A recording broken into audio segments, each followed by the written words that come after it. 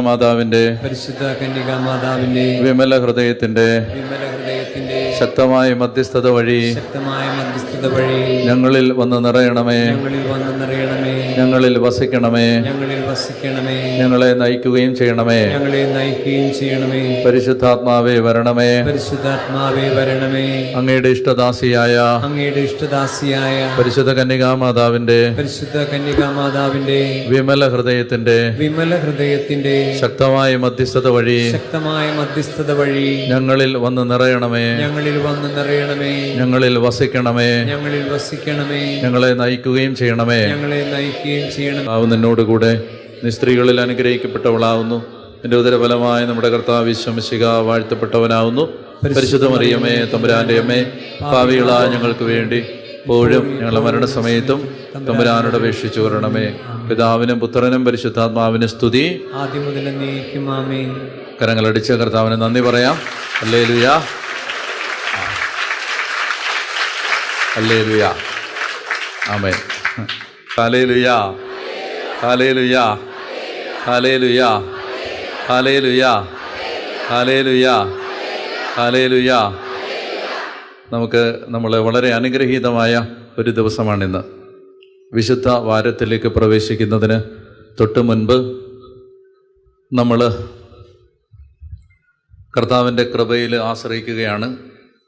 ദൈവം തന്നിട്ടുള്ള അനുഗ്രഹീതമായൊരു സമയമാണ് ഈ വിശുദ്ധ വാരം, ഈ പാഷൻ വീക്ക്, ഹോളി വീക്ക്. കാരണം ദൈവകൃപ നമ്മുടെ മേൽ ശക്തമായി വർഷിക്കപ്പെടുന്നത് ചില പ്രത്യേകമായി ദൈവം തിരഞ്ഞെടുത്തിട്ടുള്ള സന്ദർഭങ്ങളിൽ കൂടുതൽ കൃപ വർഷിക്കപ്പെടും. അങ്ങനെ ദൈവകൃപ കൂടുതൽ വർഷിക്കപ്പെടാൻ ദൈവം തന്നിട്ടുള്ള സന്ദർഭങ്ങളിൽ ഒരു സന്ദർഭമാണ് ഈ വിശുദ്ധ വാരം. പ്രത്യേകിച്ച് നമ്മൾ ഇന്ന് ദിവസമാണ്, ഇന്ന് ശനിയാഴ്ച. ഇനി നാളെ മുതൽ നമ്മൾ ഈ ഓശാന ഞായറാഴ്ച മുതൽ ഈസ്റ്ററിൻ്റെ ഞായറാഴ്ച വരെയുള്ള 8 ദിവസങ്ങൾ ഞാൻ നിങ്ങൾക്കൊരു സ്പിരിച്വൽ പ്ലാൻ പറഞ്ഞു തരാനായിട്ട് പോവുകയാണ്. നമുക്കെങ്ങനെ ഈ വിശുദ്ധ വാരം നന്നായി ജീവിക്കാൻ പറ്റും, എങ്ങനെ നമുക്ക് നന്നായിട്ട് ഈ വിശുദ്ധ വാരത്തിൽ ഒരു നിമിഷം പോലും കൃപ നഷ്ടപ്പെടാതെ നമുക്ക് ജീവിക്കാനായിട്ട് പറ്റും. അപ്പോൾ അതിനുവേണ്ടി നമ്മളൊരു ആക്ഷൻ പ്ലാൻ തയ്യാറാക്കാൻ പോവാണ്. റെഡിയാണോ? റെഡിയാണ്. അപ്പോൾ അതുകൊണ്ട് നമുക്ക് ഈ ഒരു ആഴ്ച നന്നായി ജീവിക്കാൻ ആവശ്യമായ കൃപ പരിശുദ്ധാത്മാവ് തരുന്നതിന് വേണ്ടി പ്രാർത്ഥിക്കാം. ഞാൻ 2 ഘട്ടങ്ങളിലായിട്ടാണ് ഇത് നിങ്ങൾക്ക് പങ്കുവെക്കാൻ ആഗ്രഹിക്കുന്നത്. അത് ആദ്യത്തേത്, ഈശോ എങ്ങനെയാണ് തൻ്റെ പീഡാനുഭവ ആഴ്ചയ്ക്ക് വേണ്ടി ഒരുങ്ങിയത്. അതാണ് നമ്മൾ ആദ്യം ചിന്തിക്കാൻ പോകുന്നത്. Preparation of Jesus for his passion week. ഇനി രണ്ടാമത്തെ ഭാഗം സിമ്പിളാണ്, ഗസ് ചെയ്തോ. നമ്മളെങ്ങനെയാണ് ഈശോയുടെ ഈ വിശുദ്ധ വാരത്തിലേക്ക് പ്രവേശിക്കാൻ ഒരുങ്ങേണ്ടത്, അല്ലെങ്കിൽ വിശുദ്ധ വാരത്തിൽ നമ്മളെങ്ങനെയാണ് ആത്മീയമായി ഒരുങ്ങേണ്ടത്, അല്ലെങ്കിൽ എന്താണ് നമ്മൾ പ്രാർത്ഥിക്കേണ്ടത്, എന്താണ് ഓരോ ദിവസവും ആഗ്രഹിക്കേണ്ടത്. അപ്പോൾ അതിന് സഹായകരമായ ചിന്തകളാണ് നിങ്ങളോട് പങ്കുവെക്കാനായിട്ട് ആഗ്രഹിക്കുന്നത്. പറഞ്ഞേ ഹല്ലേലൂയ. അതുകൊണ്ട് നമുക്ക് ഇന്ന് ഈ ഒരു കാര്യത്തിലേക്ക് മാത്രം നമ്മുടെ മനസ്സ് ഏകാഗ്രമാക്കാം. പ്രത്യേകിച്ച് നിങ്ങൾ മനസ്സിലാക്കുക, ഈ ഒരു കാര്യം ശ്രദ്ധിക്കുക. ആദ്യത്തെ ഒരു ആശയം മനസ്സിലേക്ക് കൊണ്ടുവരേണ്ടത്, നമ്മൾ എത്രമാത്രം ഏകാഗ്രമായി യേശുവിൻ്റെ പീഡാനുഭവ രഹസ്യങ്ങളെ ധ്യാനിക്കുന്നോ അത്രയും അധികം കൃപ നമ്മളിലേക്ക് ഒഴുകും. ഞാൻ ഒന്നുകൂടെ പറയാം. നമ്മൾ എത്ര സൂക്ഷ്മമായി അഗാധമായി യേശുവിൻ്റെ പീഡാനുഭവത്തെ ആഴത്തിൽ ധ്യാനിക്കുന്നോ അതിന് പ്രപ്പോർഷണേറ്റായിട്ടാണ് ഗ്രേസ് നമ്മളിലേക്ക് വരാൻ പോകുന്നത്. ഹല്ലേലൂയ. അപ്പോൾ അതുകൊണ്ട് ഇതിനകത്ത് നമ്മുടെ ഒരു ശ്രദ്ധ, ഏകാഗ്രത വളരെ അത്യാവശ്യമാണ്. അപ്പം നമുക്ക് വേണമെങ്കിൽ സാധാരണ ആളുകൾ ചെയ്യുന്നത് പോലെ ഓശാന ഞായറാഴ്ച പള്ളിയിൽ പോകാം, ശുശ്രൂഷകളിൽ പങ്കെടുക്കാം, കുരുത്തോല പിടിക്കാം, തിരിച്ചു വരാം. അടുത്ത ദിവസം പ്രാർത്ഥനയ്ക്ക് പോകാം, ദുഃഖവെള്ളിയാഴ്ച പോകാം, ഇനി അല്ലെങ്കിൽ ഈസ്റ്ററിന് പോകാം. എന്നിട്ട് ഇതൊരു സാധാരണ ആഴ്ച പോലെ അവസാനിപ്പിക്കാം. ഇതൊരു സാധ്യതയാണ്. രണ്ടാമത്തെ സാധ്യത, നിങ്ങൾക്ക് വേണമെങ്കിൽ ഈ വിശുദ്ധ വാരത്തിൽ ഓരോ ദിവസവും കർത്താവ് എന്താണ് ചെയ്തത്, എന്താണ് കർത്താവ് എന്നിൽ നിന്ന് ആഗ്രഹിക്കുന്നത് എന്ന് സൂക്ഷ്മമായി അന്വേഷിച്ച് അതനുസരിച്ച് ഓരോ ദിവസവും യേശുവിൻ്റെ പീഡാനുഭവങ്ങളോട് നമ്മളെ തന്നെ താതാത്മ്യപ്പെടുത്തി ഈശോ കടന്നുപോയ ആ രംഗത്തിൽ നമ്മളെ തന്നെ നിർത്തി കർത്താവിനെ നമ്മൾ ഒരു ചിത്രത്തിൽ എന്ന വണ്ണം കടന്നു പോകുന്ന വഴികളിൽ സൂക്ഷിച്ച് വീക്ഷിച്ച് അങ്ങനെ നമ്മൾ ഏകാഗ്രമായി കർത്താവിൻ്റെ ആ പീഡാനുഭവ ആഴ്ചയിൽ നമ്മുടെ ജീവിതം ചെലവഴിച്ചാൽ അസാധാരണമായ കൃപകൾ നമ്മുടെ മേൽ ഒഴുകും. ഹല്ലേലൂയാ, ഹല്ലേലൂയാ. അപ്പോൾ അതാണ് നമ്മൾ മനസ്സിലാക്കേണ്ടത്. ഇങ്ങനെയൊക്കെ വളരെ ശ്രദ്ധയോടെ കാര്യങ്ങൾ ചെയ്യുന്നതിൻ്റെ ഫലം നമ്മൾ പ്രതീക്ഷിച്ചിരിക്കാത്ത സമയത്താണ് നമുക്ക് കിട്ടുന്നത്. ഞാനതിനെ മനസ്സിലാക്കുന്നത് എങ്ങനെയാണ്, ബാങ്കിൽ പണം ഇടുന്നത് പോലാണ്. അപ്പോൾ ഇന്ന് നിങ്ങൾ 1000 രൂപ ഇട്ടു. സാധാരണ നോർമലായ ആരും ഇന്ന് വൈകുന്നേരം ഉച്ച കഴിഞ്ഞ് പോയി എൻ്റെ 1000 തരാൻ പറഞ്ഞ് എടുക്കില്ല, പലിശ ചോദിക്കത്തുമില്ല, കാരണം പലിശ അന്ന് കിട്ടത്തുമില്ല. അങ്ങനെ ഇന്ന് 1000 ഇട്ടു. ഇന്ന് എത്രാം തീയതി? ഇന്ന് 12 ഇത്? 13 11 12. ഓക്കെ, ഞാൻ വെറുതെ, എനിക്ക് ഡേറ്റ് അറിഞ്ഞുകൂടാ സത്യമായിട്ടോ. ഞാൻ ഏത് ദിവസമാണ് ജീവിക്കുന്നതെന്ന് പോലും എനിക്ക് സത്യം പറഞ്ഞാൽ അറിഞ്ഞുകൂടാ. ഇന്ന് 12 13 11 എന്നാ 12. ഓക്കെ, അപ്പോൾ ഇന്ന് 12-ാം തീയതി നിങ്ങൾ 1000 രൂപ ഇട്ടു. നാളെ 13 1000 ഇട്ടു. അങ്ങനെ ഈ മാസം 30 31 30 ആണോ? ഞാൻ നിങ്ങളെ വിശ്വസിക്കുകയാണ്. ആണോ? 30. അപ്പോൾ 12-ാം തീയതി മുതൽ 30-ാം തീയതി വരെ നിങ്ങൾ എല്ലാ ദിവസവും ബാങ്കിൽ പണം ഇട്ടാൽ ഈ മാസത്തിൻ്റെ അവസാനം നിങ്ങളുടെ അക്കൗണ്ടിൽ എത്ര രൂപയുണ്ടാവും? കണക്കൂടെ പഠിപ്പിക്കാൻ എനിക്ക് പറ്റില്ല. 18,000 പ്ലസ് പലിശ. നിങ്ങളുടെ കണക്ക് ഞാൻ വിശ്വസിക്കുകയാണ്. 18,000 പ്ലസ് പലിശ. അങ്ങനെ 12 മാസം ഇട്ടാൽ 12 ഗുണം 18,000 പ്ലസ് പലിശ. അങ്ങനെ 2 കൊല്ലം ഇട്ടാലോ? 12 മാസം ഇട്ടു, അല്ല 1 കൊല്ലം ഇട്ടു, 2 കൊല്ലം ഇട്ടു, 5 കൊല്ലം ഇട്ടു. ചിലർ ഫിക്സഡ് ഇടും, FD. ഇപ്പം ഇതൊക്കെ എപ്പോഴാണ് എടുക്കുന്നത്? ഇന്ന് രാവിലെ ഫിക്സഡ് ഇട്ടിട്ട് ഇന്ന് വൈകുന്നേരം ഫിക്സഡ് പൊളിക്കാൻ പോവോ? അവർ നിങ്ങളുടെ മണ്ട അടിച്ച് പൊളിച്ച് പറഞ്ഞു വിടും, മനുഷ്യനെ മെനക്കെടുത്താൻ വരാതെ പോകാൻ പറയും. അപ്പോൾ ഇതൊക്കെ ഈ നിക്ഷേപങ്ങൾ കിട്ടുന്നത് എപ്പോഴാണ്? പറ. നിക്ഷേപങ്ങൾ എടുക്കുന്നത് എപ്പോഴാ? കാലാവസ്ഥയോ? എന്തെങ്കിലും ഒന്ന് പറ. നിക്ഷേപം, ഒരു FD പൊളിക്കുന്നതൊക്കെ എപ്പോഴാ? ആവശ്യമല്ലടാ മോനെ, ആവശ്യത്തിനൊന്നും ആരും FD പൊളിക്കാൻ പോയില്ല. അത്യാവശ്യത്തിന്, ഓൺ ആൻ എമർജൻസി, അല്ലാതെ ആവശ്യത്തിനൊന്നും ആരും FD ഒന്നും പൊളിക്കത്തില്ല. പരമാവധി അത് പൊട്ടിക്കാതിരിക്കാൻ നോക്കും. അത്യാവശ്യം. അപ്പം ഈ നിക്ഷേപങ്ങൾ ഗുണപ്പെടുന്നത് അത്യാവശ്യങ്ങളിലാണ്, ആപത്ത് വേളകളിലാണ്. ഹല്ലേലൂയാ. അതായത് നമ്മൾ ഇട്ട നിക്ഷേപങ്ങളൊക്കെ ഗുണപ്പെടാൻ പോണത് ആപത്ത് കാലങ്ങളിലാണ്. ജോസഫ് എന്ന് പറയുന്ന ഒരു മനുഷ്യനുണ്ടായിരുന്നു. അയാൾ ജീവിതത്തിൽ ചെയ്ത തെറ്റ്, അദ്ദേഹം സ്വപ്നങ്ങൾ കണ്ടു എന്നതാണ്. സ്വപ്നം കാണുന്ന ഒരു തെറ്റല്ലേ നമുക്കറിയാം, അല്ലേ?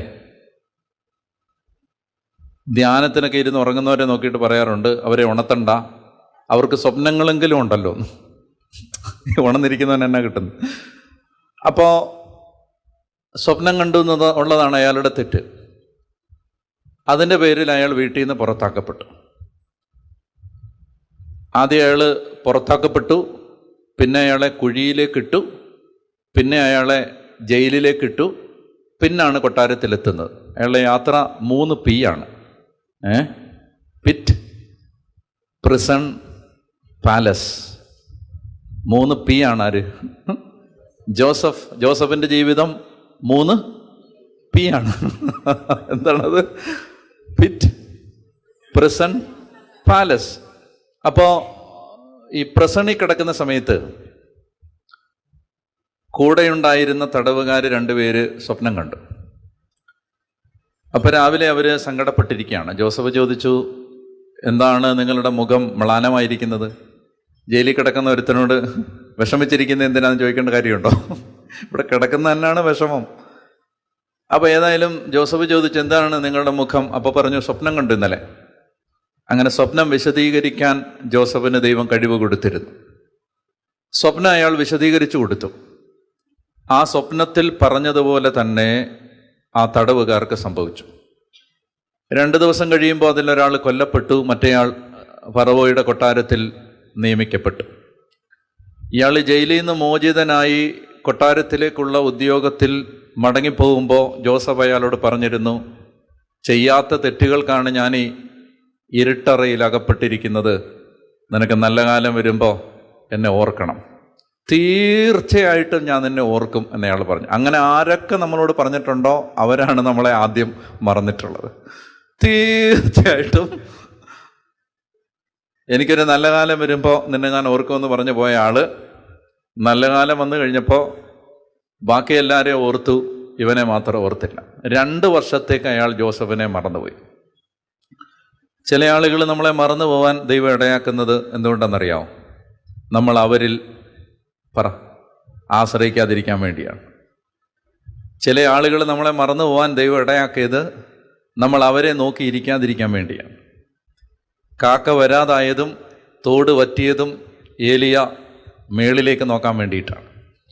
അപ്പോൾ അതുകൊണ്ട് 2 കൊല്ലത്തേക്ക് അയാൾ ജോസഫിനെ മറന്നു. ആ ഇടയ്ക്ക് ഫറവോ രാജാവ് ഒരു സ്വപ്നം കണ്ടു. ഫറവോയുടെ സ്വപ്നത്തിൽ ഒരു കൊഴുത്ത പശുവും മെലിഞ്ഞ പശുവും, 7 മെലിഞ്ഞ പശുക്കൾ 7 കൊഴുത്ത പശുക്കളെ വിഴുങ്ങിക്കളയുന്നു. രാവിലെ എഴുന്നേറ്റിരുന്ന് ഫറവോ വിഷമിച്ചു. അപ്പോൾ പാനപാത്രവാഹകൻ, പണ്ട് ജയിലിൽ കിടന്നവൻ, ഈ ഫറവോയോട് വന്നിട്ട് പറഞ്ഞു, എനിക്ക് ഒരു സ്വപ്നം വ്യാഖ്യാനിക്കുന്ന ഒരാളെ അറിയാം, എൻ്റെ സ്വപ്നം അയാൾ വ്യാഖ്യാനം. അങ്ങനെയാണ് ഞാൻ രക്ഷപ്പെട്ടത്. പക്ഷെ 2 കൊല്ലമായിട്ട് ഞാൻ മറന്നു കിടക്കായിരുന്നു. ഫറവോ കൊണ്ടുവരാൻ പറഞ്ഞു. അങ്ങനെ കുളിപ്പിച്ച് വൃത്തിയാക്കി ഷേവ് ചെയ്ത് കൊണ്ടുവന്നു. മുമ്പിൽ നിർത്തിയപ്പോൾ ഫറവോ പറഞ്ഞു സ്വപ്നം വ്യാഖ്യാനിക്കാൻ.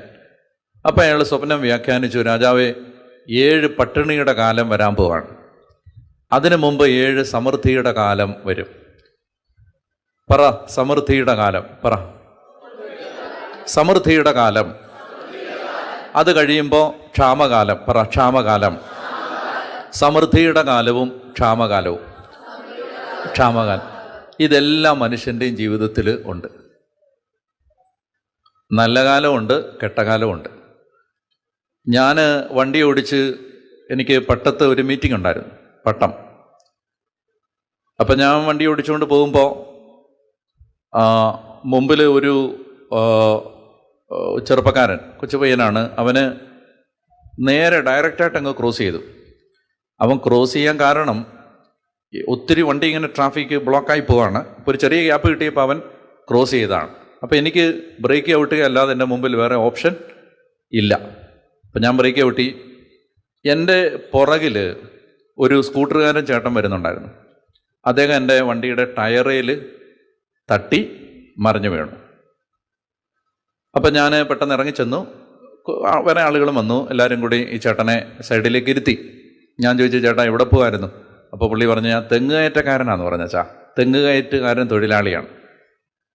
അപ്പം എല്ലാവർക്കും അറിയാം അദ്ദേഹം ഇതാരുടെയും കുറ്റമല്ല, ഈ ചെറുപ്പക്കാരൻ. അപ്പം ഞാൻ ആ ചെറുപ്പക്കാരനോട് പറഞ്ഞു, നീ പോവല്ലെന്ന് പറഞ്ഞു. നീയാണ് ഇതുണ്ടാക്കിയത്, നീ പോകരുത്, നീ വാ, നമുക്ക് ചേട്ടനെ ഹോസ്പിറ്റലിൽ കൊണ്ടുപോകണം. അപ്പോൾ ഇവനെ ഞാൻ വിളിച്ചിട്ട്, അപ്പോൾ അവനും അവിടെയുണ്ട്. ഇപ്പം ആരെയും കുറ്റപ്പെടുത്തിയിട്ട് കാര്യമില്ലല്ലോ. അപ്പം ഞാൻ പറഞ്ഞു, ചേട്ടാ നമുക്ക് ഹോസ്പിറ്റലിൽ പോകാം. അപ്പോൾ പറഞ്ഞു, വേണ്ട, എനിക്ക് അങ്ങനെ പ്രത്യേകിച്ച് പരിക്കൊന്നുമില്ല, കുഴപ്പമൊന്നുമില്ലെന്ന് പറഞ്ഞു. അപ്പം ഞാൻ ഈ ചേട്ടൻ്റെ മകനെ തൊട്ടടുത്ത് നിന്ന് ഒരാൾക്ക് അറിയാമായിരുന്നു, വിളിച്ചു. മകനോട് ഞാൻ പറഞ്ഞു, ഇങ്ങനെ അദ്ദേഹത്തിന് ഒരു അപകടം പറ്റിയിട്ടുണ്ട്, പേടിക്കാനൊന്നുമില്ല, എനിക്കൊരു മീറ്റിംഗ് ആണ്, ഞാൻ പോയിട്ട് പെട്ടെന്ന് വരും, എൻ്റെ നമ്പർ ഇതാണ്, എന്തെങ്കിലും ആവശ്യമുണ്ടെങ്കിൽ വിളിക്കുക. ഞാൻ പോയി. ഞാൻ തിരിച്ചു വന്നപ്പോൾ ഞാൻ ഈ മകനെ വിളിച്ചു, എന്തിയുടെ അപ്പൻ? അപ്പോൾ പറഞ്ഞു അപ്പനെ ഒരു പേടിച്ചു പോയെന്ന് പറഞ്ഞു. മുറിവൊന്നുമില്ല, അതുകൊണ്ട് ഞങ്ങളൊന്ന് ഹോസ്പിറ്റലിൽ കിടത്തിയിട്ടുണ്ട്, ഒബ്സർവേഷന് വേണ്ടി. ഏത് ഹോസ്പിറ്റലാണ്? ഈ ഹോസ്പിറ്റലിൻ്റെ പേര് ഞാൻ പറഞ്ഞു അങ്ങോട്ട് വരികയാണ്. അയ്യോ വരണ്ട ഫാദർ വരണ്ട, ഹൈന്ദവ സഹോദരങ്ങളാണ്, അതുകൊണ്ടാണ് ഈ മാന്യത. ഹലോ, അല്ലെങ്കിൽ നമ്മളെ സുപ്രീം കോടതി കയറ്റിയേനെ വല്ല ക്രിസ്ത്യാനിയായിരുന്നെങ്കിൽ. അപ്പോൾ അവർ പറഞ്ഞു, അദ്ദേഹം ആ കൊച്ചു പയ്യനാണ്, അവൻ പറഞ്ഞു ഫാദർ വരണ്ട ഫാദർ, അത് അപ്പൻ്റെ മിസ്റ്റേക്കാണെന്ന് എല്ലാവരും പറഞ്ഞു, അപ്പൻ ഇത്തിരി സ്പീഡിലായിരുന്നെന്ന് എല്ലാവരും പറഞ്ഞു, ജോലിക്ക് പോകാനുള്ള വെപ്രാളത്തിൽ വന്നാണ് പാവൻ. അപ്പം ഞാൻ പറഞ്ഞു കുഴപ്പമില്ല, എനിക്ക് സമയമുണ്ട്, ഞാൻ വരാമെന്ന് പറഞ്ഞു. അപ്പം ഞാൻ ചെന്ന് ഹോസ്പിറ്റലിൽ ചെന്നപ്പോൾ അവിടെ കിടത്തിയിട്ടുണ്ട് ഈ കാഷ്വാലിറ്റിയിൽ. അപ്പോൾ ഞാൻ ചെന്നിട്ട് ചേട്ടാ എന്ത് പിന്നെ ഇച്ചിരി പ്രയാസമൊക്കെ കുറഞ്ഞോ എന്ന് ഞാൻ ചോദിച്ചപ്പോൾ അദ്ദേഹം പറഞ്ഞു എന്നാ പറയാനാച്ചാ, മോശപ്പെട്ട സമയം എന്നല്ലാതെ എന്ത് പറയാൻ. ഞാൻ പറഞ്ഞു മോശപ്പെട്ട സമയമോ? എൻ്റെ പൊന്നു ചേട്ടാ, ആളുകൾ അപ്പോയിൻമെൻറ്റ് ചോദിച്ചിട്ട് കൊടുക്കാൻ പറ്റാത്ത ആളാണ് ഞാൻ, എന്നെ കാണാൻ. ഞാൻ ചേട്ടനെ ഇങ്ങോട്ട് വന്ന് കണ്ട് ഇവിടെ ബൈസ്റ്റാൻഡറായിട്ടിരിക്കുകയാണ്. ചേട്ടൻ്റെ നല്ല കാലം വരാൻ പോവാണ്. രണ്ട് ആംഗിളാണിത്. അതായത് ആ ചേട്ടനെ സംബന്ധിച്ച് ആ ചേട്ടൻ വീണത് എന്താണ്? ഞാൻ പറഞ്ഞു തിരുവനന്തപുരത്തുള്ള നല്ലൊരു കത്തോലിക്ക അച്ഛനെ പരിചയപ്പെടാൻ പറ്റിയത് ചേട്ടൻ്റെ നല്ല കാലം തുടങ്ങാൻ പോവാണ്. ഞാൻ മനസ്സിലായി, നമ്മൾ കാണുന്ന രീതിയുടെ വ്യത്യാസമാണിത്, കാണുന്ന രീതിയുടെ വ്യത്യാസമാണ്. അപ്പോൾ ഈ കാലം അപ്പം ഞാൻ കെട്ട കാലം എന്ന് പറഞ്ഞപ്പോൾ ഈ മനുഷ്യൻ പറഞ്ഞ പോലെ കാണല്, അതിനാ ഇത് പറഞ്ഞേ. മോശപ്പെട്ട അയ്യോ പന്ന സമയാച്ചാ, എല്ലാം ദൈവപദ്ധതിയുടെ ഭാഗമാണ്. ഈ ബൈബിളിൽ റൂത്ത് എന്ന് പറയുന്നൊരു പുസ്തകമുണ്ട്, കണ്ടിട്ടുണ്ടോ? ഊത്തല്ല, റൂത്ത്. അപ്പോൾ റൂത്തിൻ്റെ പുസ്തകത്തിൽ ഈ ബേദലഹേമിൽ ക്ഷാമമുണ്ടായി. ബേദലഹേമിൽ ക്ഷാമമുണ്ടായപ്പോൾ ആ മനുഷ്യൻ, അയാളുടെ പേരെന്താണ്? അല്ലല്ല, നവോമിയുടെ കെട്ടിയവൻ്റെ പേര് എലിമലേക്ക് ആണോ? യെസ് അല്ലേ?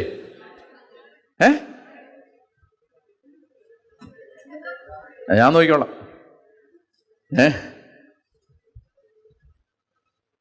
എലിമലേക്ക് ആണോ? നോക്കട്ടെ.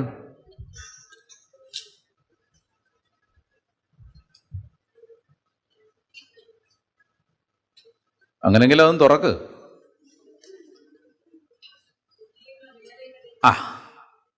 ആരാണ്? എലി മലേക്ക്. എലി മലേക്ക്. ഈ സുറിയാനിയിൽ മലേക്ക് എന്ന് പറഞ്ഞാൽ രാജാവെന്നാണ്. എലി രാജാവ്. ഇനി മറക്കുവോ? ഇല്ല. എലി മലേക്ക്. അപ്പം എലി മലേക്ക് ബേദലഹേമിൽ ക്ഷാമം ഉണ്ടായപ്പോൾ എലിമലേക്ക് കഷ്ടകാലമാണെന്ന് വിചാരിച്ച് എന്ത് ചെയ്തു?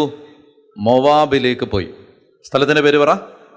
മൊവാബ്. മൊവാബിലേക്ക് പോയി. മൊവാബിലേക്ക് പോയപ്പോൾ അവിടെ വെച്ച് 2 മക്കളും നഷ്ടപ്പെട്ടു, പിന്നെ അയാളും മരിച്ചു. 3 മരണം. എന്നാൽ കുറച്ച് ദിവസം കഴിയുമ്പോൾ, നോക്കണ്ടോ ഞാൻ പറയാം, കുറച്ച് ദിവസം കഴിയുമ്പോൾ ദൈവം ക്ഷാമം പരിഹരിച്ചു എന്ന് നവോമി എലിമലേക്കിൻ്റെ ഭാര്യ കേട്ടു. കേൾക്കുന്നുണ്ടോ? ക്ഷാമം ദൈവം അനുവദിച്ചതാണ്. ആ ക്ഷാമം അനുവദിച്ച ദൈവം തന്നെ അല്പസമയം കഴിയുമ്പോൾ ക്ഷാമം പരിഹരിക്കും. അപ്പം അതുകൊണ്ട് മറ്റു മനുഷ്യർ കാണുന്നത് പോലെ കാണരുത്. ഞാൻ കെട്ടകാലം എന്ന് പറയുമ്പോൾ അതിനെ മറ്റു മനുഷ്യർ കാണുന്ന പോലെ കാണരുത്. നല്ല കാലവും മോശപ്പെട്ട കാലവും എല്ലാം ദൈവം തരുന്നതാണ്. ഒക്കെ ദൈവത്തിൻ്റെ പദ്ധതിയിലുള്ളതാണ്. അപ്പോൾ വളരെ ശ്രദ്ധയോടെ കേൾക്കുക. ജോസഫ് പറവയോട് പറഞ്ഞു, സമൃദ്ധിയുടെ 7 കൊല്ലങ്ങൾ വരാൻ പോവാണ്, അത് കഴിഞ്ഞ് ക്ഷാമത്തിൻ്റെ 7 കൊല്ലങ്ങൾ വരും. പറ സമൃദ്ധിയുടെ കാലം, പറ ക്ഷാമകാലം. യെസ്.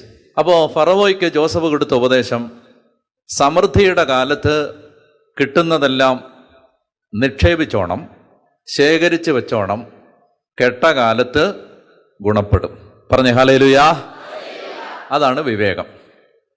ഈ പ്രാർത്ഥന, ആരാധന, ദൈവ ശുശ്രൂഷകൾ ഇതെല്ലാം നിക്ഷേപങ്ങളാണ്. ഇതൊക്കെ ഈ ആപത്ത് കാലത്ത് ഉപകരിക്കും, അതാ സഹായിക്കും. അപ്പം ഞാൻ പറഞ്ഞില്ലേ, നിങ്ങളൊരു 5 കൊല്ലം FD ഇട്ടു, നിങ്ങൾക്കൊരു ആപത്ത് വന്നപ്പോൾ അത് പലിശയും ചേർത്തെടുക്കാൻ പറ്റി. ഈ കൊണ്ടുപോയി നിക്ഷേപിച്ച സമയത്ത് ലുലുമാളിൽ പോയി കാണുന്ന സാധനം എല്ലാം വാങ്ങിച്ച് അതിനടുത്തുള്ള തിയേറ്ററിൽ പോയി 2 സിനിമയും കണ്ട് ഫുഡ് കോർട്ടിൽ കയറി തിന്നാവുന്ന എല്ലാം തിന്ന് പിന്നെ ഒരു ഊബറും വിളിച്ച് തിരിച്ചു വന്നാൽ കാശെല്ലാം തീർന്നു. അങ്ങനെ ജീവിക്കുന്നവർക്ക് പണ്ട് ഞാൻ എൻ്റെ ഇടവകയിൽപ്പെട്ട ചെറുപ്പക്കാരെ വഴക്ക് പറയാം. ഞാൻ ഒരു പ്രദേശത്ത് ജോലി ചെയ്യുമ്പോൾ യുവമാരങ്ങ് കാസർഗോഡും കണ്ണൂരും ഒക്കെ ജോലിക്ക് പോകും. ജോലിക്ക് പോയിട്ട് 2 ആഴ്ച കൂടുമ്പോൾ തിരിച്ചു വരും. തമ്പാനൂർ ബസ് സ്റ്റാൻഡിൽ ഇറങ്ങും, നല്ലപോലെ ഭക്ഷണം കഴിക്കും, 2 സിനിമ കാണും, പിന്നെ കുറച്ച് ഉടുപ്പും പാൻറ്റും എല്ലാം വാങ്ങിക്കും. എന്നിട്ട് ഒരു ഓട്ടോറിക്ഷയും വിളിച്ച് വീട്ടിൽ വരും. ഓട്ടോക്കാരനോട് 50 രൂപ കടം വാങ്ങിക്കും. ഞാനപ്പോൾ യുവമാരെ ശരിക്കും, ഇത് ഒരുപാട് പേരുടെ ജീവിതമാണിത്. ഒരുപാട് പേരിങ്ങനെ ജീവിക്കുന്നു. 2 ആഴ്ച കടന്ന് എല്ല് മുറിയെ പൊരിവെലുത്ത് കിടന്ന് കഷ്ടപ്പെട്ടിട്ട് തമ്പാനൂർ വന്ന് മുഴുവൻ തീർത്തിട്ട് 50 രൂപ കടവും വാങ്ങിച്ച് വീട്ടിൽ പോകും. ഇങ്ങനെയാണ് ഒരുപാട് ആളുകൾ ജീവിക്കുന്നത്. മനസ്സിലായോ? അവനവൻ്റെ വരവിനനുസരിച്ച് ചെലവ് ചെയ്യത്തില്ല. അപ്പോൾ അങ്ങനെ ജീവിച്ച ഒരാൾ നിക്ഷേപിച്ചില്ല, മറ്റേ ആൾ നിക്ഷേപിച്ചു. എനിക്ക് പലപ്പോഴും തോന്നിയിട്ടുണ്ട്, മനുഷ്യന് സാമ്പത്തിക ബാധ്യത വരുന്നതിൻ്റെ പല കാരണങ്ങളെ ഒരു കാരണം ഈ വരവറിയാതെ ചെലവാക്കുന്നതാണ്. ബൈബിളിൽ മനോഹരമായൊരു വാചകമുണ്ട്, ചുവര് പൊളിക്കുന്നവനെ പാമ്പ് കടിക്കും. പറഞ്ഞേ, ചുവര് പൊളിക്കുന്നവനെ, വചനം പറയുകയാണ്, ചുവര് പൊളിക്കുന്നവന് സർപ്പദംശനം ഏൽക്കും എന്ന് പറഞ്ഞാൽ എന്താ അർത്ഥം? പാമ്പ് കടിക്കും എന്നതിന് ബൈബിൾ എഴുതപ്പെട്ട ഹീബ്രു ഭാഷയിൽ പാമ്പ് കടിക്കുക എന്ന് പറയുന്നതിന് വേറൊരർത്ഥം കൂടെ ഉണ്ട്, കടം കയറുക എന്നൊരർത്ഥം കൂടെ ഉണ്ട്. എന്താ?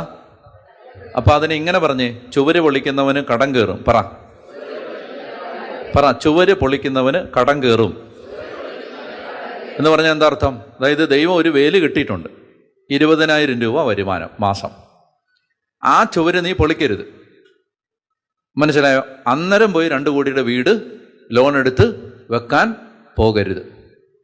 ആ ചുവര് പൊളിക്കരുത്. മനസ്സിലായില്ലേ? ഉറപ്പില്ലാത്ത പണം എന്ന് പറഞ്ഞാൽ എന്താ? ഇപ്പം നല്ല ജോലിയുണ്ട്, ഇപ്പം ഇങ്ങനെ ശമ്പളം വരുന്നുണ്ട്, അത് വെച്ചിട്ട് 50 കോടിയുടെ ബാധ്യത വരുത്തരുത്. കാരണം മാസം മാസം അടയ്ക്കാമല്ലോ എന്ന് ഓർത്തിട്ട് ഈ ജോലി പോയാൽ തന്നെ ചെയ്യും. നീ ഡെഡ് എൻഡിലെത്തി, പിന്നെ കടവാ. ഒരുപാട് ആളുകൾ അങ്ങനെ ചെയ്യുന്നത്. 2 മാസം ഒരു സ്ഥിര വരുമാനം ഉണ്ടായി കഴിയുമ്പോൾ അത് വെച്ചിട്ട് ലോൺ എടുക്കും. എന്നിട്ട് 50 കൊല്ലത്തെ ബാധ്യത വരുത്തി വെക്കും. 4 കൊല്ലം കഴിയുമ്പോൾ ജോലി പോവും, കടവായി. കേൾക്കുന്നുണ്ടോ? നിങ്ങൾക്ക് നല്ല വീടുണ്ടാവുന്നതിന് ഞാൻ എതിരല്ല. മനസ്സിലായോ? ഞാൻ ചെറിയ കുടിലിലും ജീവിച്ചിട്ടുണ്ട്. എൻ്റെ വീട്ടിൽ ചുരുട മെച്ചപ്പെട്ട വീട്ടിൽ ജീവിച്ചിട്ടുണ്ട്, അല്പം കൂടെ മെച്ചപ്പെട്ട വീട്ടിൽ ജീവിച്ചിട്ടുണ്ട്, നല്ല വീടുകളിൽ ജീവിച്ചിട്ടുണ്ട്. ഉള്ള നിവൃത്തി, വീട് പണിയാൻ നിവൃത്തിയില്ലാത്തപ്പോൾ ഒരു കൂര കെട്ടി അതിൻ്റെ അടി കിടക്കുക. അന്നേരം ലോൺ എടുത്ത് 2 കോടിയുടെ വീട് വെക്കാൻ പോകരുത്. ചുവര് പൊളിക്കുന്നവനെ പാമ്പ് കടിക്കും, ചുവര് പൊളിക്കുന്നവന് കടം കയറും. പറഞ്ഞേ ഹല്ലേലൂയ. മനസ്സിലാവുന്നുണ്ടോ? അപ്പോൾ നല്ല കാലം വരുമ്പോൾ എന്ത് ചെയ്യണം? ബാധ്യത വരുത്തി വെക്കുന്നതിന് പകരം ശേഖരിച്ച് വെക്കണം. സ്ഥിര വരുമാനമുണ്ട്, ആ സ്ഥിര വരുമാനം എന്ത് ചെയ്യണം? നിക്ഷേപിക്കണം. ഞാൻ എന്തിനിതൊക്കെ പറയുന്നത്? ഇത് ധ്യാനമല്ലേ? നിങ്ങൾ തിരുവചനം കേൾക്കാൻ വന്നതല്ലേ? ഇന്ന് ഒത്തിരി മനുഷ്യർ ജീവിതത്തിൽ ദൈവത്തെ പോലും വെറുത്തു പോയതിൻ്റെ കാരണം വകതിരിവില്ലാത്ത ജീവിതമാണ്. അതുകൊണ്ട് ആദ്യം പഠിപ്പിക്കേണ്ടത് ഇതൊക്കെയാണ്. ഇക്കണോമിക്കായിട്ട് ജീവിക്കാൻ പഠിക്കണം. കാരണം എപ്പോഴാണ് ഒരു ആപത്ത് വരുന്നതെന്ന് പറയാൻ പറ്റുമോ? അപ്പോൾ എന്ത് ചെയ്യണം?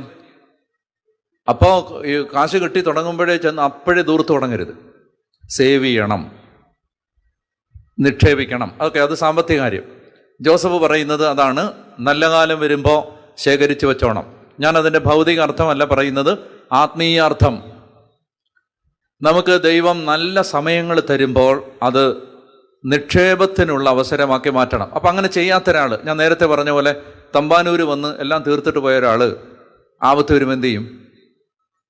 കടം വായിക്കും. പിന്നെ കൈ നീട്ടേണ്ടി വരും. അന്നേരം എല്ലാവരോടും പ്രാർത്ഥന ചോദിക്കേണ്ടി വരും. അതുകൊണ്ട് വളരെ ശ്രദ്ധിക്കണം. ദൈവം നമുക്ക് ഇതുപോലെയുള്ള നല്ല കാലം, പ്രാർത്ഥന, ആരാധന, വചനവായന, വിശുദ്ധവാരം, കൂടുതൽ പ്രാർത്ഥിക്കാനുള്ള സമയം, ആരോഗ്യം, ഇതെല്ലാം തരുമ്പോൾ നിക്ഷേപങ്ങൾ കൂട്ടിവെക്കണം. ഉറക്കെ പറഞ്ഞേ ഹല്ലേലൂയാ. അങ്ങനെ നിക്ഷേപം കൂട്ടിവെക്കാനുള്ള നല്ല ഒരു സമയമാണ് എന്ത്? വിശുദ്ധവാരം. അതുകൊണ്ട് അതിനെ വെറുതെ കളയരുത്. ഇനി 2025 വിശുദ്ധവാരത്തിന് ആരൊക്കെ ഉണ്ടെന്ന് ആർക്കറിയാം? വല്ല ഉറപ്പുണ്ടോ? ഇൻഷുറൻസ് എടുത്തൊക്കെ അവിടെ കിടക്കത്തേ ഉള്ളൂ, ആള് പോവും. അപ്പം അതുകൊണ്ട് നമുക്ക് 2025 2026 വിശുദ്ധവാരത്തിന് ആരുണ്ടെന്ന് ആർക്കും അറിഞ്ഞുകൂടാ. വല്ല ഉറപ്പുണ്ടോ? ഒരുറപ്പുമില്ല. അപ്പം അതുകൊണ്ട് ദൈവം നമുക്ക് തന്നിട്ടുള്ള അവസരങ്ങളെ നന്നായി പ്രയോജനപ്പെടുത്തണം. സമയം നന്നായി പ്രയോജനപ്പെടുത്തണം. അങ്ങനെ ഒരു വചനമുണ്ട്. ഒന്നേറ്റ് പറഞ്ഞേ, സമയം നന്നായി പ്രയോജനപ്പെടുത്തണം. ഒന്നുകൂടെ പറ, സമയം നന്നായി. അതുകൊണ്ട് ഈ ആഴ്ചയിൽ എന്ത് ചെയ്യണം? ആദ്യം വീട്ടിൽ ചെന്നിട്ട് ആ ടെലിവിഷൻ ആ പ്ലഗിൽ നിന്ന് ഊരണം. എന്നിട്ട് അത് കട്ടിലിനടിയിലോട്ട് കയറ്റി വെക്കണം. ഈസ്റ്ററിൻ്റെ അന്ന് എടുക്കാം. പിന്നെ ഇൻസ്റ്റഗ്രാം, ഫേസ്ബുക്ക്, വാട്സപ്പ് എല്ലാം അതിനകത്ത് ഇങ്ങനെ ഒരു സാധനമുണ്ട്, യവേ. അതിട്ടേക്കണം. എന്താണ് യവേ? എന്നിട്ടെന്ത് ചെയ്യണം? പൂർണ്ണമായി കർത്താവിനെ ഏകാഗ്രതയോടെ ശ്രദ്ധിക്കണം. എന്നാൽ ഫേസ്ബുക്കിലൂടെ കുറച്ച് ആത്മീയ കാര്യങ്ങൾ കേട്ടേക്കാം എന്ന് വിചാരിച്ചിട്ട് നോക്കരുത്. അവൻ അവളുടെ കൂടെ ഒളിച്ചോടി. ഇയാളുടെ മൂന്നാമത്തെ ഭാര്യ ആരാന്നറിയാമോ? ഇന്നാൾ നടന്നു വന്നപ്പോൾ മറ്റേ ആൾ ചെയ്തത് കണ്ടോ, എനിക്കൊരു ലൈക്ക് തരുമോ, ഇങ്ങനെ ഇതൊക്കെയാണ് അതിനകത്ത് കാണുന്ന മുഴുവൻ. അതുകൊണ്ട് അതൊക്കെ എന്ത് ചെയ്യുക? യവേ. എന്നിട്ട് ഞാൻ ഒരു ആക്ഷൻ പ്ലാൻ തരാൻ പോവാണ്. അത് വെച്ചിട്ട് ഈ ആഴ്ചയിൽ പരിപൂർണമായി ഏകാഗ്രതയോടെ ശ്രദ്ധിക്കണം. ഇതാണ് ആമുഖം. എഴുന്നേറ്റ് നിൽക്കാം, പ്രാർത്ഥിക്കാം. കർത്താവേ, ഈശോ പീഡാനുഭവത്തിന് എങ്ങനെ ഒരുങ്ങി, ഞങ്ങൾ എങ്ങനെ ഒരുങ്ങണം? നമ്മളതിനെക്കുറിച്ച് ധ്യാനിക്കാൻ പോവാണ്. അതിനാവശ്യമായ സ്വർഗത്തിൻ്റെ കൃപ വർഷിക്കപ്പെടാനായിട്ട് ആഗ്രഹിച്ച് നമ്മളൊന്ന് പ്രാർത്ഥിച്ച് ഒരുങ്ങാൻ പോവാണ്. ശക്തമായ ഒരു കൃപയ്ക്ക് വേണ്ടി ആഗ്രഹിച്ച് ഒരുങ്ങി പ്രാർത്ഥിക്കാൻ പോവാണ്. കരങ്ങൾ ഉയർത്താം, കണ്ണടയ്ക്കാം, ആരെയും നോക്കരുത്. ഒരു 10 പേര് നിങ്ങളുടെ സ്വരം കേട്ടോട്ടെ, ശക്തമായി സ്തുതിക്കട്ടെ. ഹല്ലേലൂയ, ഹല്ലേലൂയ, ഹല്ലേലൂയ. സ്തുതിക്കുന്നു. ആരാധന, ആരാധന, ആരാധന, ആരാധന, ആരാധന, ആരാധന, ആരാധന, ആരാധന, ആരാധന, ആരാധന. കർത്താവ് കടന്നുപോയ ഒരുക്കം. ലൂക്കാസ് സുവിശേഷം 9-ാം അധ്യായം 51-ാമത്തെ തിരുവചനം. കർത്താവ് വിശുദ്ധ വാരത്തിൽ പ്രവേശിക്കാൻ ഒരുക്കമായി ചെയ്ത കാര്യങ്ങളും വിശുദ്ധ വാരത്തിൽ കർത്താവ് ചെയ്ത കാര്യങ്ങളും. ലൂക്കാസ് സുവിശേഷത്തിൻ്റെ 9-ാമത്തെ അധ്യായം 51-ാമത്തെ വാക്യം ഉച്ചത്തി വായിക്കാം. ലൂക്ക 9:51. തൻ്റെ ആരോഹണത്തിൻ്റെ ദിവസങ്ങൾ പൂർത്തിയായിക്കൊണ്ടിരിക്കെ അവൻ ജെറുസലേമിലേക്ക് പോകാൻ ഉറച്ചു. ഒന്നുകൂടെ വായിക്കാം. തൻ്റെ ആരോഹണത്തിൻ്റെ ദിവസങ്ങൾ പൂർത്തിയായിക്കൊണ്ടിരിക്കെ അവൻ ജെറുസലേമിലേക്ക് പോകാൻ ഉറച്ചു. അതായത് ഈശോ തൻ്റെ പരസ്യ ജീവിതത്തിൻ്റെ അവസാന ഘട്ടത്തിലേക്ക് എത്തുമ്പോൾ കർത്താവ് നന്നായിട്ട് അറിഞ്ഞു താൻ ജെറുസലേമിലേക്ക് പോവുകയാണ്. ജെറുസലേമിൽ തനിക്ക് സംഭവിക്കാൻ പോകുന്ന കാര്യങ്ങൾ നന്നായി മനസ്സിലാക്കി. ജെറുസലേമിൽ തനിക്ക് സംഭവിക്കാൻ പോകുന്ന കാര്യങ്ങൾ യേശു നന്നായി മനസ്സിലാക്കി. ജെറുസലേമിലേക്ക് പോകാൻ അവൻ ഉറച്ചു. അപ്പോൾ അതൊരു തീരുമാനമാണ് യേശുവിൻ്റെ. ആദ്യത്തേത്, അവൻ തൻ്റെ പീഡാനുഭവത്തിനായി തീരുമാനമെടുത്ത് തൻ്റെ മനസ്സിനെ അവൻ നന്നായി ഒരുക്കി. മനസ്സിനെ നന്നായിട്ട് ഒരുക്കി. ഈശോ കടന്നുപോയ കാര്യങ്ങൾ പറയുകയാണ്. ഇനി രണ്ടാമത്തെ കാര്യം, മത്തായിയുടെ സുവിശേഷം 16-ാം അധ്യായം 21. മത്തായി 16:21. കർത്താവ് ഇനി രണ്ടാമത്തെ കാര്യം എന്ന് പറയുന്നത്, കർത്താവ് തൻ്റെ പീഡാനുഭവത്തെക്കുറിച്ച് തൻ്റെ കൂടെയുള്ളവരെ അറിയിക്കാൻ തുടങ്ങി. മത്തായി 16:21. അപ്പോൾ മുതൽ, ഉച്ചത്തിൽ വായിക്കണം, അപ്പോൾ മുതൽ യേശു തനിക്ക് ജെറുസലേമിലേക്ക് പോകേണ്ടിയിരിക്കുന്നുവെന്നും ശ്രേഷ്ഠന്മാരിൽ നിന്നും പ്രധാന പുരോഹിതന്മാരിൽ നിന്നും നിയമജ്ഞരിൽ നിന്നും വളരെയേറെ സഹിക്കേണ്ടി വരുമെന്നും താൻ വധിക്കപ്പെടുമെന്നും എന്നാൽ 3-ാം ദിവസം ഉയർപ്പിക്കപ്പെടുമെന്നും ശിഷ്യന്മാരെ. അപ്പോൾ ആദ്യത്തേത് പറഞ്ഞു യേശു തീരുമാനം, തൻ്റെ മനസ്സിനെ ഒരുക്കി. രണ്ടാമത്തേത് അവൻ കൂടെയുള്ളവരെ ഈ കാര്യത്തിന് വേണ്ടി ഒരുക്കാൻ തുടങ്ങി. അപ്പോൾ ആദ്യത്തേത് അതാണ്, ഈ രണ്ടാമത്തെ ഭാഗത്തിലെ ആദ്യത്തേത്. ഇനി മറ്റ് രണ്ടാമത്തെ ഒരു ടെക്സ്റ്റ് 17:22.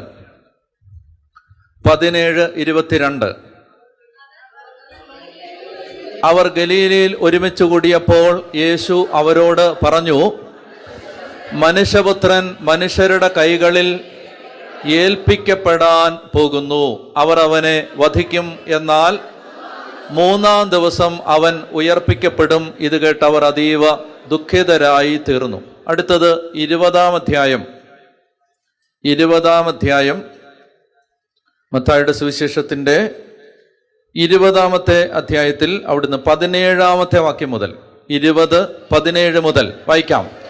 യേശു തൻ്റെ 12 പേരെ മാത്രം കൂട്ടിക്കൊണ്ട് ജെറുസലേമിലേക്ക് യാത്ര ചെയ്യുമ്പോൾ വഴിയിൽ വെച്ച് അരുളി ചെയ്തു, ഇതാ നമ്മൾ ജെറുസലേമിലേക്ക് പോകുന്നു. മനുഷ്യപുത്രൻ പ്രധാന പുരോഹിതന്മാർക്കും നിയമജ്ഞന്മാർക്കും ഏൽപ്പിക്കപ്പെടും. അവർ അവനെ മരണത്തിന് വിധിക്കുകയും വിജാതിയർക്ക് ഏൽപ്പിച്ചു കൊടുക്കുകയും ചെയ്യും. അവർ അവനെ പരിഹസിക്കുകയും പ്രഹരിക്കുകയും ക്രൂശിക്കുകയും ചെയ്യും. എന്നാൽ 3-ാം ദിവസം, അപ്പോൾ ആദ്യത്തേത് ഞാൻ പറഞ്ഞു, യേശു തീരുമാനം എടുത്തു. രണ്ടാമത്തേത് കൂടെയുള്ളവരെ ഒരുക്കി. ഇനി 3-ാമത്തേത് യേശു ജെറുസലേമിലേക്ക് പ്രവേശിക്കുകയാണ്. മത്തായിയുടെ സുവിശേഷം 21-ാം അധ്യായം 1 മുതൽ 7 വരെയുള്ള വാക്യങ്ങൾ. അതാണ് ഓശാന ഞായറാഴ്ച യേശു ദേവാലയത്തിലേക്ക് ജെറുസലേമിലേക്ക് പ്രവേശിക്കുകയാണ്. മത്തായി 21:1 മുതൽ 7 വരെ. അവൻ ജെറുസലേമിനെ സമീപിക്കവേ ഒലിവുമരക്കരികെയുള്ള ബെത്ഫഗയിലെത്തി. ഇപ്രകാരം നിർദ്ദേശിച്ചയച്ചു, എതിരെ കാണുന്ന ഗ്രാമത്തിലേക്ക് പോകുവിൻ. അവിടെ ഒരു കഴുതയെയും അതിൻ്റെ അടുത്ത് ഒരു കുട്ടിയെയും കെട്ടിയിരിക്കുന്നത് ഉടനെ നിങ്ങൾ കാണും. അവയെ അഴിച്ച് എൻ്റെ അടുക്കൽ കൊണ്ടുവരിക. ആരെങ്കിലും നിങ്ങളോട് എന്തെങ്കിലും ചോദിച്ചാൽ കർത്താവിന് അവയെ കൊണ്ട് ആവശ്യമുണ്ടെന്ന് പറയുക. അവൻ ഉടനെ തന്നെ അവയെ. അപ്പം ഇത് നിങ്ങൾ എന്ത് ചിന്തിക്കുന്നു? ഈ കഴുത റാൻഡമായിട്ടൊരു വീട്ടിൽ കയറി ശിഷ്യന്മാരോട് അഴിച്ചുകൊണ്ട് വരാൻ പറഞ്ഞതാകുമോ? നിങ്ങൾക്ക് എന്ത് തോന്നുന്നു? നേരത്തെ പറഞ്ഞുറപ്പിച്ചു വച്ച പ്രകാരമാണ് യേശു ശിഷ്യന്മാരെ അയക്കുന്നത്. അപ്പൊ അതിൻ്റെ അർത്ഥം ഓശാന ഞായറാഴ്ച ജെറുസലേമിലേക്ക് രാജകീയ പ്രവേശനം നടത്തുന്നതിനായി അതിന് തലേ ആഴ്ചകളിൽ എപ്പോഴെങ്കിലും ഈ പ്രസ്തുത വീട്ടിൽ, ഏത് വീട്ടിൽ നിന്നാണോ കഴുതി അഴിക്കേണ്ടത് ആ വീട്ടിലെ കുടുംബനാഥനോട് നേരത്തെ പറഞ്ഞിട്ടുണ്ടായിരുന്നു, ഞാൻ ആളെ വിടും. കോഡ് ഭാഷ എന്താണ്? സാധനം കയ്യിലുണ്ടെന്നുള്ളതല്ല.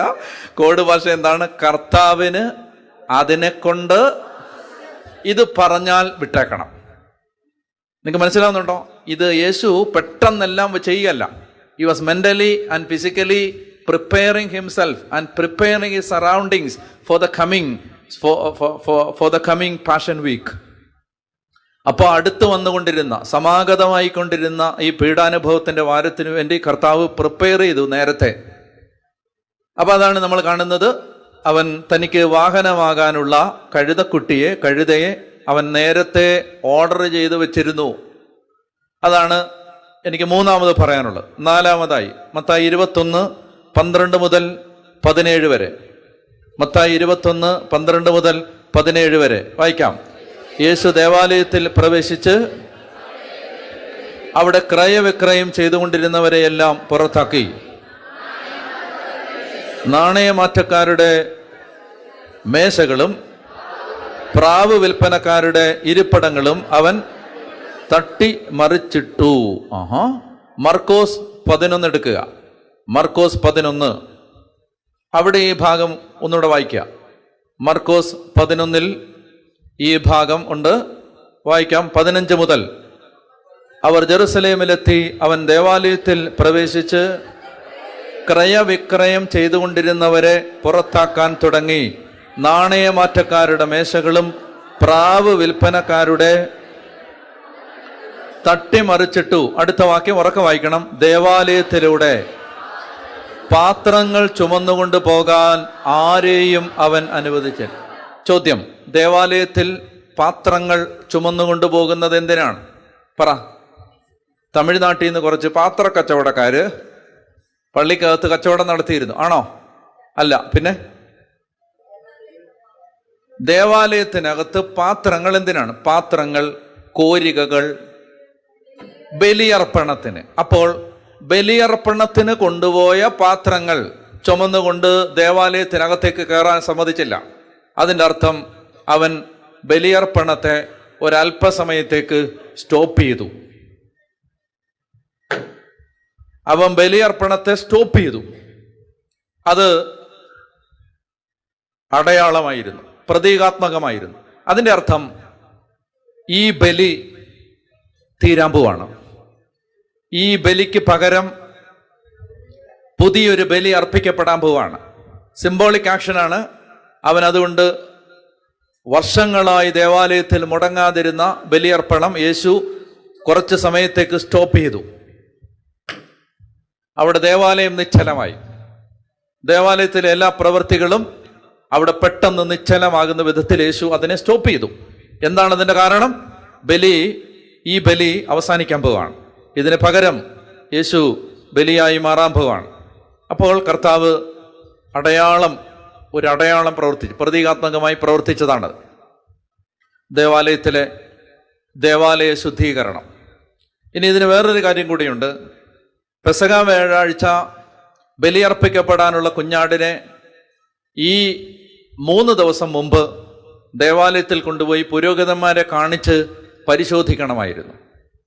യേശു ദേവാലയത്തിലേക്ക് കയറി വരുന്നത് വ്യാഴാഴ്ച അർപ്പിക്കപ്പെടാൻ പോകുന്ന കുഞ്ഞാട് ഞാനാണ്, കുഞ്ഞാട് താൻ കളങ്കമില്ലാത്തവനാണെന്ന് പുരോഹിതന്മാരുടെ മുമ്പിൽ നിന്ന് സാക്ഷ്യപ്പെടുത്താൻ, അത് പ്രൂവ് ചെയ്യാനാണ് ആ ദേവാലയത്തിലേക്ക് കയറുന്നത്. ഒത്തിരി അർത്ഥങ്ങൾ അതിനുണ്ട്. നമ്മളൊരു കാര്യം മാത്രം എടുക്കുകയാണ്. അവൻ ഈ പ്രതീകാത്മകമായി ഈ ബലി അവസാനിപ്പിക്കാൻ പോവുകയാണ്. യേശു പറയുകയാണ്, ഞാനാണ് പെസഹ കുഞ്ഞാട്. ഈശോ തന്നെ ഈശോ ഈ ബലിക്ക് വേണ്ടി ഒരുക്കുന്നതാണ് നമ്മൾ വിശദീകരിക്കുന്നത്. ഞാനാണ് പെസഹ കുഞ്ഞാട്. അടുത്തത് മത്തായിയുടെ സുവിശേഷം 21, 22, 23, 24, 25 അധ്യായങ്ങൾ. അവിടെ എന്താ കാണുന്നത്? ഒന്ന് നോക്കിയേ. മത്തായിയുടെ സുവിശേഷം 21, 22, 23, 24, 25. അത് മുഴുവൻ യേശുവിൻ്റെ പ്രബോധനമാണ്. എന്താണ് യേശുവിൻ്റെ പ്രബോധനം? യേശു ആ അധ്യായങ്ങളിൽ എല്ലാം 21, 22, 23, 24, 25 അധ്യായങ്ങളിൽ യേശു ദേവാലയത്തിൽ നിന്ന് ജനങ്ങളെ പഠിപ്പിക്കുകയാണ്. പഠിപ്പിക്കുന്നത് കർത്താവ് താൻ ആരാണെന്നും തൻ്റെ നിയോഗം എന്താണെന്നും ആളുകളെ പറഞ്ഞ് മനസ്സിലാക്കുകയാണ്. ഈ പ്രബോധനം യേശുവിൻ്റെ ബലിയുടെ വളരെ പ്രധാനപ്പെട്ടൊരു ഭാഗമായിരുന്നു. കാരണം യേശു താൻ ആരാണെന്ന്, യേശുവിനെ കുറിച്ച് ഒത്തിരി മിസ്കൺസെപ്ഷൻസ്, മിശിഹായെക്കുറിച്ച് ഒരുപാട് തെറ്റിദ്ധാരണകൾ ആളുകളുടെ മനസ്സിലുണ്ടായിരുന്നു. മനുഷ്യൻ പ്രതീക്ഷിച്ചിരുന്നത് പോലെ അല്ല മിശിഹ വരാൻ പോകുന്നത്. മിശിഹ ബലിയാവാൻ പോവാണ്. പത്രോസിനോട് ഈശോ നേരത്തെ പറയുന്നുണ്ട്, നീ ക്രിസ്തുവാണെന്ന് പറയുമ്പോൾ ഈ കാര്യം നീ ആരോടും പറയരുത്, ഇപ്പം പറയരുത്. കാരണം നിങ്ങളുടെ മനസ്സിൽ മിശിഹായെക്കുറിച്ച് കിടക്കുന്ന ധാരണകൾ പൂർണ്ണമല്ല. നിങ്ങൾ വിചാരിക്കുന്നത് റോമാക്കാരുടെ അടിമത്തത്തിൽ നിന്ന് മിശിഹ നിങ്ങളെ മോചിപ്പിക്കാൻ വന്നിരിക്കുന്നു എന്നാണ്. ഞാൻ വന്നത് അതിനല്ല. ഞാൻ വന്നത് പാപങ്ങളിൽ നിന്ന് നിങ്ങളെ മോചിപ്പിക്കാനാണ്. ഞാൻ ദാവീദിൻ്റെ പുത്രനാണ്. ഞാൻ വന്നത് പാപികളെ രക്ഷിക്കാനാണ്. അതുകൊണ്ട് അതിന് സഹായകരമായ പ്രബോധനങ്ങൾ, അതിന് തടസ്സം നിൽക്കുന്ന ആളുകളെക്കുറിച്ചുള്ള പ്രബോധനങ്ങൾ, ഫരിസേയരുടെയും നിയമജ്ഞരുടെയും കാപട്യം, ഇതെല്ലാം യേശു തുറന്നു കാണിക്കുകയാണ് ഈ അധ്യായങ്ങളിലൂടെ. യേശു തന്നെ ഒരുക്കുകയാണ് പീഡാനുഭവത്തിന് വേണ്ടി. അടുത്തത് ലൂക്കായുടെ സുവിശേഷം 22 അധ്യായം 14 മുതൽ 20 വരെ. ലൂക്ക 22, 14 മുതൽ 20 വരെ. സമയമായപ്പോൾ അവൻ ഭക്ഷണത്തിനിരുന്നു, അവനോടൊപ്പം അപ്പസ്തോലന്മാരും. അവൻ അവരോട് പറഞ്ഞു, പീഡ അനുഭവിക്കുന്നതിന് മുമ്പ് ഈ പെസഹ ഭക്ഷിക്കുവാൻ ഞാൻ അത്യധികം, ഉറക്കം വായിക്കേ, അത്യധികം ആഗ്രഹിച്ചു, ഞാൻ നിങ്ങളോട് പറയുന്നു ദൈവരാജ്യത്തിൽ പൂർത്തി. ഓക്കെ, ശരി. അപ്പോൾ ഇനി അതിന് തൊട്ട് മുമ്പത്തെ ഭാഗം വായിക്കാം. 7 മുതൽ. പെസഹാ കുഞ്ഞാടിനെ ബലി കഴിക്കേണ്ടിയിരുന്ന പുളിപ്പില്ലാത്ത അപ്പത്തിന്റെ ദിനം വന്നു ചേർന്നു. യേശു പത്രോസിനെയും യോഹന്നാനെയും അയച്ചുകൊണ്ട് പറഞ്ഞു, നിങ്ങൾ പോയി നമുക്ക് പെസഹ ഭക്ഷിക്കേണ്ടതിന് ഒരുക്കങ്ങൾ ചെയ്യുവിൻ. അവൻ അവരോട് ചോദിച്ചു, ഞങ്ങൾ എവിടെ ഒരുക്കണമെന്നാണ്? അവൻ പറഞ്ഞു, ഇതാ നിങ്ങൾ പട്ടണത്തിലേക്ക് പ്രവേശിക്കുമ്പോൾ ഒരു കുടം വെള്ളം ചുമന്നുകൊണ്ട് ഒരു സ്ത്രീ നിങ്ങൾക്കെതിരെ വരും. ആണോ? പുരുഷനാണോ സ്ത്രീയാണോ? പുരുഷൻ. അപ്പോ പെസഹ ഭക്ഷിക്കേണ്ട ഡേറ്റ് ആയപ്പോ പെസഹ ഭക്ഷിക്കേണ്ട വീട് ഏതാണ് എന്ന് അപ്പസ്തോലന്മാർ ചോദിച്ചു. ലിസൺ. അപ്പൊ യേശു പത്രോസിനെയും ആരെയാണ്? യോഹന്നാനെയും അയച്ചുകൊണ്ട് പറഞ്ഞു, നിങ്ങൾ പോയി ഒരുക്കങ്ങൾ നടത്തണം. അപ്പൊ അവര് ചോദിച്ചു, എവിടെ? അവൻ പറഞ്ഞോ അഡ്രസ്? Gandhinagar 2nd street. പറഞ്ഞോ? പിന്നെന്താ പറഞ്ഞേ? Mount Carmel, Malankara hills, Vettinad. പറഞ്ഞോ? പിന്നെന്താ? അഡ്രസ് പറഞ്ഞോ? പിന്നെന്താ പറഞ്ഞേ? അവിടെയും ഒരു അടയാളമാണ്, അവിടെയും ഒരു ഒരു ഒരു ഒരു എന്താണ് പറയുന്നത് അതിന്? കോഡ്. അപ്പൊ ഇതാണ് അടയാളം. നിങ്ങൾ പട്ടണത്തിലേക്ക് പ്രവേശിക്കുമ്പോൾ ഈ സമയത്ത്, അതാണ് അവർ പോകുന്ന ഏതാണ്ട് ഉച്ച കഴിഞ്ഞിട്ടാണ്, ആ സമയത്ത് ഒരു ചേട്ടൻ ഒരു കുടം വെള്ളമായിട്ട് വരുന്ന കാണാം. എന്തുകൊണ്ടാണ് ഒരു സ്ത്രീ വരുമെന്ന് പറയാതിരുന്നത്? ഒരു സ്ത്രീ വരുമെന്ന് പറഞ്ഞായിരുന്നെങ്കിൽ അപ്പസ്തോലന്മാരാകെ കുഴഞ്ഞു പോയേനെ. കാരണം പെരുന്നാളിന് പ്രിപ്പയർ ചെയ്യാൻ വേണ്ടി വെള്ളം കോരിക്കൊണ്ട് ഇഷ്ടംപോലെ സ്ത്രീകൾ സ്ട്രീറ്റിൽ കൂടെ വെള്ളവും ചുമന്നുകൊണ്ട് പോയേനെ. അതുകൊണ്ടാണ് പുരുഷൻ എന്ന് പ്രത്യേകം പറഞ്ഞത്. പുരുഷന്മാർ സാധാരണ പോയില്ല, അങ്ങനെ സ്ത്രീകളാ പോണേ. അപ്പോൾ ആ നഗരത്തിൽ ഒരൊറ്റ ചേട്ടനേ ഉള്ളൂ കുടവും ചുമന്നുകൊണ്ട്. ആ ചേട്ടൻ. അപ്പൊ നാട്ടുകാരെല്ലാം ഇവനെ കാണുമ്പോൾ ചോദിക്കും, എന്താ കുടമാട്ടത്തിന് പോവാണോ എന്ന്. അങ്ങനല്ല, എന്താ ചോദിക്കാൻ പോണേ? ഈ സ്ട്രെയിഞ്ചായ നടപടി എന്താണ്? ചേട്ടൻ എന്താണ് ഈ കുടവായിട്ട്? അപ്പൊ ഒരു ചേട്ടൻ ഈ കുടവും ചുമന്നുകൊണ്ട് അവിടെ ഇങ്ങനെ നിൽക്കുകയാണ്, അപ്പസ്തോലന്മാര് വരുന്നത് കാത്ത്. എന്റെ ചോദ്യം, ഇങ്ങനൊരു ചേട്ടൻ ആ നഗരത്തിൽ പ്രത്യക്ഷപ്പെടണമെങ്കിൽ ഇത് പെട്ടെന്ന് മൊബൈൽ വിളിച്ച് പറഞ്ഞാണോ ആള് വരുന്നുണ്ട് കുടവായിട്ട്? നീ ആണോ? അല്ല. പിന്നെ നേരത്തെ അറേഞ്ച് ചെയ്തിരിക്കുകയാണ് ഇതെല്ലാം. ഞാൻ പറയുന്നത്, ഈശോ ഈ ആഴ്ചയ്ക്ക് വേണ്ടി പെട്ടെന്ന് കയറി വരികയല്ല. Prepared himself much early. നല്ലപോലെ അച്ഛൻ ഹോംവർക്ക് ചെയ്തു ഇരുന്നിങ്ങനെ ഈ നന്നായിട്ട് ദൈവിക പദ്ധതികൾ പൂർത്തിയാവാൻ യേശു നല്ല പദ്ധതി ഇട്ടു. നേരത്തെ ഈ ബലിയായി മാറുന്നതിന് ഈശോ നന്നായിട്ട് ഒരുങ്ങി. അപ്പൊ അങ്ങനെ ആ ചേട്ടൻ വന്നു, ആ വീട് കാണിച്ചു കൊടുത്തു. ഇനി ഈ കോഡ് ഭാഷ പറഞ്ഞതിന് വേറൊരു കാരണമുണ്ട്. യൂദാസ് യേശുവിനെ ഒറ്റിക്കൊടുക്കുന്നതിന് ഒരവസരം പാർത്തിരിക്കുകയാണ്. ഏത് വീടാണെന്ന് പറഞ്ഞാൽ യൂദാസ് എന്ത് ചെയ്യും? നേരെ ഓടിപ്പോയിട്ട് പട്ടാളക്കാരോട് പറയും, ഇന്ന വീട്ടില് 4 മണിക്കും 7 മണിക്കും ഇടയിൽ വന്നാൽ പിടിക്കാന്ന് പറയും. അത് പറയാതിരിക്കാൻ വേണ്ടിയിട്ടാണ്. പെസഹ ഭക്ഷിക്കുന്നതിന് മുമ്പ് യേശു പിടിക്കപ്പെടാതിരിക്കാൻ വേണ്ടിയിട്ടാണ് യേശു ഇങ്ങനെ കോഡ് ഭാഷ ഉപയോഗിച്ചത്. അപ്പോൾ പ്രിപ്പയർ ചെയ്തു. അപ്പൊ അതാണ് ആ ഭാഗത്ത് നമ്മൾ വായിക്കുന്നത്. അടുത്തത് മത്തായിയുടെ സുവിശേഷം 26-ാം അധ്യായം 36 മുതൽ